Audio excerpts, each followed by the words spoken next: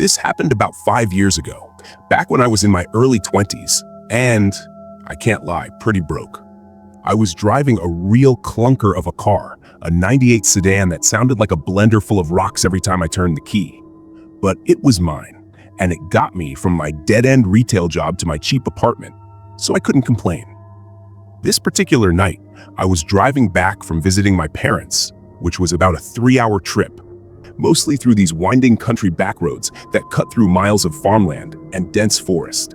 It was a route I knew by heart, but it always felt different at night, darker, more isolated. My car had been making a weird rattling sound for the last hour or so, but I just turned the radio up and tried to ignore it. A classic move of someone who can't afford a mechanic. Then, of course, the rattling got worse, turned into a loud clanking, and the whole car just died. It shuddered to a stop on the shoulder of this 2-lane road in what felt like the absolute middle of nowhere. No houses in sight, no streetlights, just my headlights cutting a pathetic little cone of light into the pitch-black woods on either side of me. My phone, naturally, had zero service. It was a perfect storm of bad luck. I sat there for a good 20 minutes, just hoping a car would come by. I was starting to properly freak out, picturing myself sleeping in the car until morning, when I finally saw a pair of headlights coming up the road. I jumped out and started waving my arms like a lunatic. The vehicle slowed down and pulled up behind me. It was an old, wood-paneled station wagon, the kind you don't really see anymore. The driver's side window rolled down, and a man who looked to be in his late 50s leaned over. He had a kind, weathered face and a big, friendly smile. "Everything all right there, son?" he asked, his voice calm and reassuring. I explained my situation, and he nodded sympathetically. "Well, that's no good. We're heading just up the road to our community. We can give you a lift to a payphone at least." I looked in the car and saw a woman in the passenger seat who gave me a warm smile, and 2 kids, a boy and a girl maybe in their late teens, in the back. They all looked clean, wholesome, like a family straight out of an old TV show. It was a huge relief. I grabbed my backpack and hopped in the back with the teenagers. The first thing that rubbed me the wrong way was the silence. The kids didn't say a word, just stared straight ahead. The dad, I assumed it was the dad, tried to make some small talk, asking where I was from, what I did for work. But the conversation felt rehearsed, stiff. I also noticed they were all dressed in similar clothes, simple, handmade-looking stuff in muted colors. No logos, no brand names. I figured they were just some religious folks, a little old-fashioned. It didn't make any sense to be worried, but there was this little alarm bell starting to go off in the back of my mind. The man said they were heading to their community, and I just assumed that meant a small town. But after about 10 minutes of driving, he turned off the main road onto a narrow, unpaved dirt track that disappeared into the trees. "Just a little shortcut," he said with that same unwavering smile. My stomach dropped. This wasn't a shortcut to any town I knew of. The road got bumpier, the woods closing in around us until the headlights were the only thing keeping the darkness at bay. I was starting to feel this deep, isolating coldness, the kind that has nothing to do with the temperature. It's a terrifying feeling, being completely cut off like that. You know, it's why I share these stories. The feeling of community we have here, all of you watching and sharing your own experiences in the comments. It's the complete opposite of that terror. If you get what I'm saying, and you haven't already, hit that subscribe button and turn on notifications. It lets me know there are people out there listening. Now, where was I? Right, the dirt road. I asked, trying to keep my voice steady. "Hey, how much further is it?" The woman in the front seat turned around. Her smile was still there, but her eyes were blank, empty. "We're almost home," she said, her voice soft and monotone. "You'll be safe with us. We always have room for one more." That's when it clicked. That's when all the rationalizations just fell apart. The strange clothes, the silence from the kids, this road to nowhere. They weren't taking me to a town. They were taking me home, to their home. I knew I had one chance to get out of this. My mind was racing. I couldn't just open the door and jump. The car was moving too fast. So I did the only thing I could think of. I leaned forward and coughed, then made a loud gagging noise. "I think I'm gonna be sick," I groaned, holding my stomach. The father glanced in the rearview mirror, his smile finally faltering with a look of annoyance. "I really don't feel good," I said, gagging again, more forcefully this time. "Please, you have to pull over." It worked. The last thing they wanted was for me to ruin their pristine station wagon. The car slowed to a stop. The second it was parked, I didn't wait. I threw the door open and bolted into the woods. I didn't look back. I just ran. I could hear the man yelling behind me, "Get back here! You belong with us!" But I just kept going, branches slapping my face, my lungs burning. I ran harder than I've ever run in my life, fueled by pure adrenaline and terror. I eventually stumbled back onto the main road, miles from where they'd stopped. I flagged down the next car that came by, a semi-truck, and the driver took one look at my panicked face and let me in without a question. I told him a watered-down version of the story, and he drove me to the next town where I called the police. They took a report, but they were skeptical.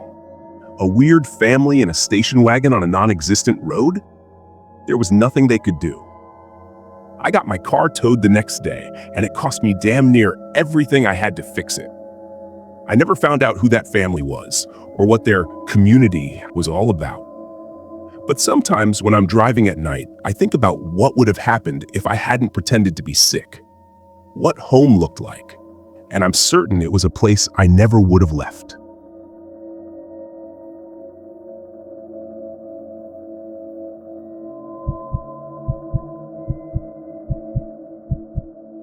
This was a few years after college, during what I guess you could call my find yourself phase. I'd saved up some money from a waitressing job and decided to drive from Ohio to California, just me and my beat-up little Honda. I wanted the full experience, taking the back highways, seeing the weird roadside attractions, sleeping in cheap motels. Looking back, my parents were right to be worried. I was way too trusting with this romantic idea of the open road that was mostly built from movies. I was somewhere in the middle of Arizona, one of those long stretches of highway where the landscape is just red rock and bleached out sky for hours on end. The heat was brutal, the kind that radiates up from the asphalt in shimmering waves. That's when I saw him. He was standing on the shoulder of the road, thumb out, with a small leather satchel at his feet. He looked to be in his 40s, clean-shaven, wearing a simple button-down shirt. He didn't look homeless or dangerous. If anything, he looked like a college professor who'd had some car trouble. I know. You never pick up a hitchhiker. Every horror movie starts that way. But the heat was damn near 100 degrees, and I just felt bad. I figured, what's the harm in giving a guy a ride to the next town? It seemed like the kind-hearted road trip thing to do. So I pulled over. He smiled, a really polite, almost gentle smile, and thanked me profusely as he got in, placing his little satchel carefully on his lap. He said his name was Elias, and that he was just heading west. For the first 20 minutes or so, it was totally fine. He had a very calm, quiet way of speaking. He asked me about my trip, and I told him all about my grand adventure. But then the conversation started to get a little weird. He noticed the cheap little beaded bracelet on my wrist and said, "It's important to have tokens, little pieces of the people you meet. It keeps them with you." It was an odd way to phrase it, but I just sort of nodded along. I figured he was just one of those eccentric desert wanderer types. He never took his hands off that leather satchel on his lap. He clutched it the whole time, like it was full of cash or something precious. For whatever reason, that detail started to rub me the wrong way. The longer we drove, the more personal his questions became. He wasn't asking about my favorite music or what I studied in college. He was asking things like, "What are you most afraid of?" And "Have you ever felt like you were wearing the wrong skin?" It didn't make any sense. His tone was still perfectly calm, but the questions themselves felt heavy, invasive. I started giving shorter answers, just trying to focus on the road, my hands gripping the steering wheel. The inside of the car, which had felt like an adventure just an hour before, now felt like a tiny, claustrophobic trap. I was getting seriously freaked out and was desperate for a reason to get him out of my car. My gas light flicked on, and I've never been so relieved to see it. I told him I needed to stop at the next station. We pulled into one of those tiny, isolated gas stations that's basically just a single building and a couple of pumps in the middle of nowhere. "I'm just gonna run in and pay," I said, my voice a little shaky. "You can grab a drink if you want." He just smiled that placid, creepy smile. "No, thank you," he said. "I'll stay here. Keep an eye on things." I went inside, my heart hammering in my chest. I felt like I was being paranoid. He was just a weird guy, right? I grabbed a bottle of water and went to the counter. As the cashier was ringing me up, I glanced out the big front window to my car. Elias wasn't just sitting there. He had opened the satchel on his lap and he was taking things out. I couldn't see exactly what they were at first, but he was handling them with this strange, delicate reverence. He lifted one of the items up to the light, and that's when it hit me. My blood went ice cold. It was a driver's license, a young woman's. Then he pulled out something else, a silver earring, the kind my little sister wore. Then another driver's license, another woman. I instantly connected the dots, his tokens, the little pieces of people he meets. This wasn't just an eccentric. I was looking at a predator's trophy case. I couldn't move. I couldn't breathe. My car was out there and he was in it, and all my stuff was in it. The cashier, a big guy with a long gray beard, must have seen the look on my face. "You okay, miss?" he asked. I just shook my head, unable to speak, and pointed a trembling finger at my car. He squinted, looking out the window. His friendly demeanor vanished. "Go in the back," he said, his voice suddenly low and serious. "The stockroom. Lock the door and don't come out, no matter what you hear." I did exactly what he said. I stumbled into the stockroom, locked the deadbolt, and huddled behind a stack of oil cans. My whole body was shaking. A minute later, I heard the jingle of the bell as the front door of the station opened. I heard the cashier's deep voice, "Can I help you?" I couldn't make out Elias's response. The voices were low, muffled. Then the cashier's voice got louder, angry. "You need to get out of her car and get off my property, right now." There was a pause, and then a horrible, sickening thud. Just one, followed by absolute silence. I stayed in that stockroom for what felt like an eternity, my hands clamped over my mouth to stifle my sobs. After maybe 10 minutes of pure, agonizing silence, I heard the sound of my Honda's engine starting up.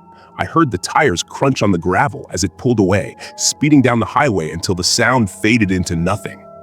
I eventually found the courage to leave the stockroom. The store was empty. The cashier was gone. I ran outside. My car was gone. Elias was gone. There was a dark, wet stain on the pavement next to the gas pump and a single silver earring lying beside it.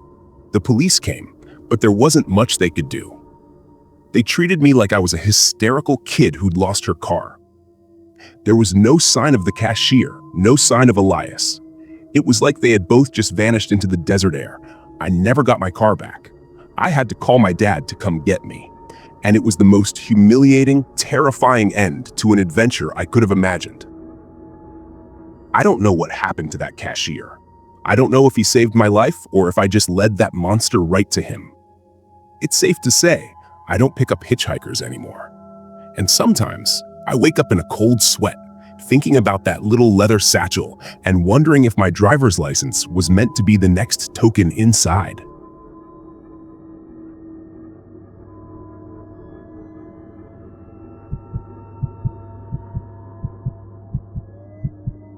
This happened the summer I was 19. I was living with my parents, working a landscaping job I hated, and basically just saving every penny I could to move out.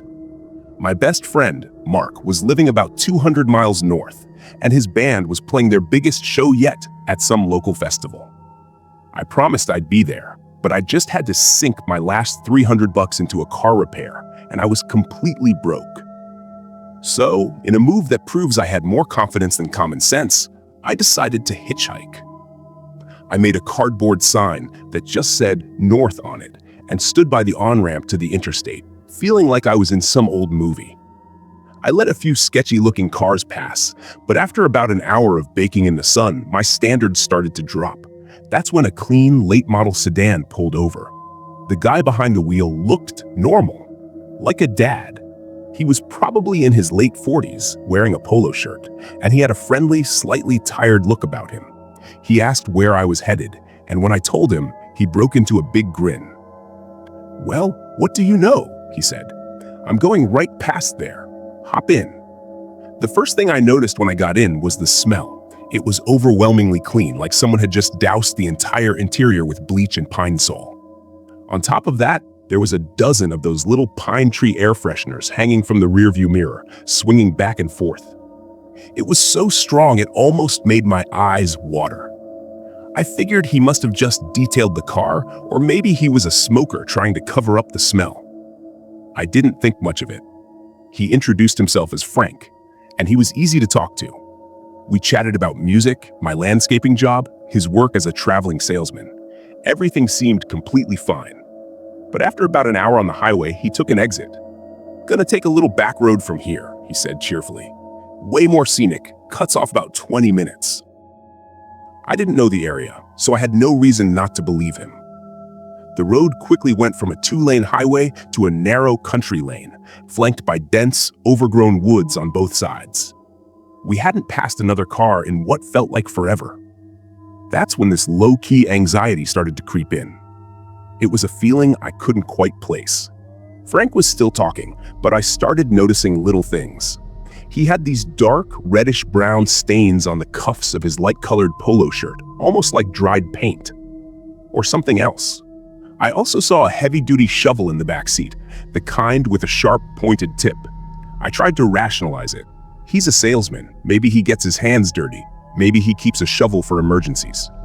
It didn't make any sense, but I was trying to force it to. Then he said something that made the hair on my arms stand up. We were driving past a thick section of forest, and he gestured to it with his thumb. "You know," he said, his friendly tone unchanged, "you could hide anything in there. Anything at all. A person could get lost, and no one would ever find a trace." He chuckled, like it was a funny observation. I just gave a weak laugh and stared out the window, my heart starting to pound. For whatever reason, that was it. That was the comment that turned my vague unease into genuine fear. I knew I had to get out of that car. I told him I wasn't feeling well, that I thought I was going to be sick. A lie I've since learned is a pretty common escape tactic. I asked if he could please pull over. The friendly dad persona slipped for just a second. I saw a flash of irritation in his eyes, but he pulled the car onto the gravel shoulder. "Make it quick," he said, his voice a little colder now.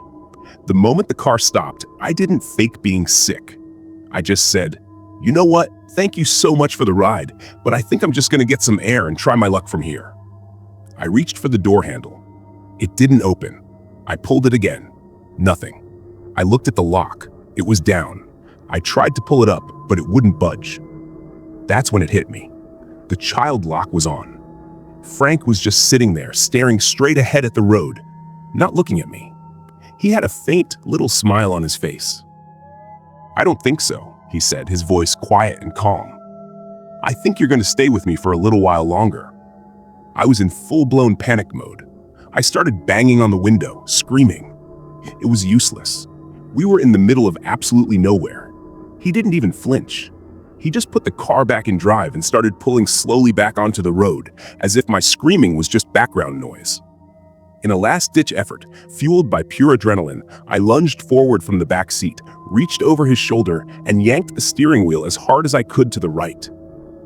The car swerved violently, running off the road and slamming head-on into a massive oak tree. The impact threw me forward into the back of his seat. My head hit something hard, and for a second, everything went blurry. The air was filled with the smell of deployed airbags and that awful chemical cleaner scent. Frank was slumped over the steering wheel, unconscious or worse. I didn't wait to find out. The crash had somehow popped the door lock on my side. I scrambled out, my whole body shaking, and just ran. I ran back down that road without looking back, my thumb out again, but this time I was praying for anyone but him to stop. It took about 30 minutes before a pickup truck finally came along and found me, a hysterical, crying mess on the side of the road. The police found the car, but Frank was gone. He just vanished into the woods. In the trunk, they found rope, zip ties, and large plastic tarps. They also found traces of blood that didn't belong to him. They told me I was lucky. I never made it to that concert. It's safe to say the experience changed me. I still think about Frank sometimes. I think about his friendly smile, the bleach smell, and what would have happened if I hadn't crashed that car. And I wonder how many other people he offered a ride to who never got a chance to run.